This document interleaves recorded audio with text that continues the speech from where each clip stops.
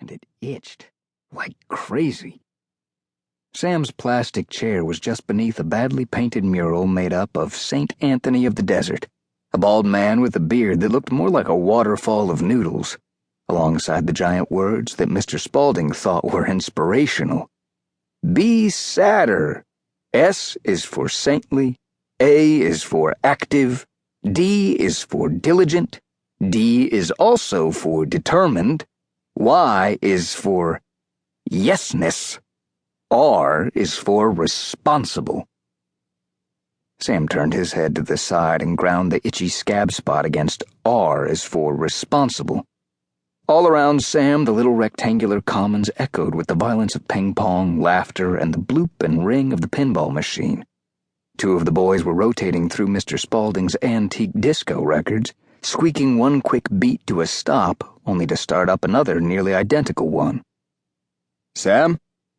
Peter Eagle, the tallest and toughest of all the ranch brothers, pointed his ping-pong paddle at Sam from across the room.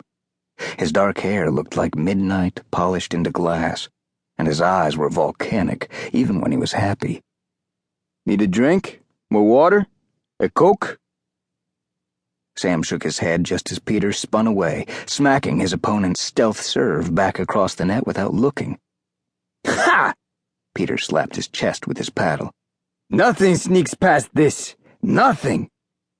Bardo, long and lean, set a stack of tattered comics on the floor beside Sam and adjusted his broken and rewired glasses. You okay? He asked. Need anything else? I'm good, Sam said. And thanks for today. He managed to smile. I've never seen anybody kick a vulture. Yeah, you have, Bardo said. But those birds were bold today. Glad they didn't tear out any chunks before we found you. Bardo sniffed. He was always serious, his lips too tightly pursed for smiles. But he had helped Sam out of trouble more than anybody. He picked 2 comic books for himself, patted Sam's shoulder awkwardly, and drifted off into a corner. Sam looked down at the comics. He had already read every one of them a dozen times, mostly retellings of classic novels, and his favorite fat paperback was already spread wide on his knee. Sam knew the adventures of its misunderstood outlaw hero well enough to flip to his favorite sections by feel, and most of his daydreams echoed scenes in the book, but he couldn't read anything right now. His mind was slipping away, slowly and gently at first, and then, once it was free of the ranch and the commons and the moment, it raced. Sam's eyes trembled, wide and unblinking, leaking water down his freckles.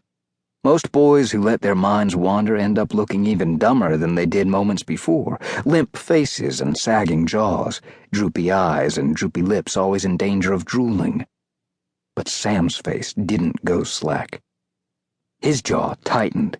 His freckle-stained cheeks shivered just enough to worry anyone who might be paying mind. He might still be sitting right there in the commons. But Sam Miracle was lost all over again. Over the course of its 70-year history, Sadder had been home to a total of 144 destitute youth. Of those, fully a third had grown up and gone to prison or had died while committing some kind of crime. Of the 12 current residents, only Peter was truly bad, already having burned down a gas station. His best friend, Drew, was mostly bad, already having wished that he could burn something down too.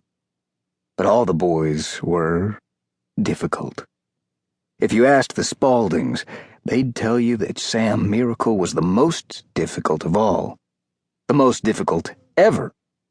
Yes, Skinny Sam Miracle. He never fought. He wasn't loud. He was young, but he was still the worst boy they had ever agreed to guardian in 19 years of agreeing to guardian absolutely any boy the state of Arizona might be willing to send them, along with a check.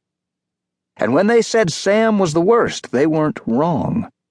For starters, Sam's mind was off. Away, lost, often. He'd forget to drink water while he was working. He'd forget to blink in the sun. He had to be fenced like a cow or he'd wander off into nowhere and helicopters would have to be called. Sam Miracle had daydreams so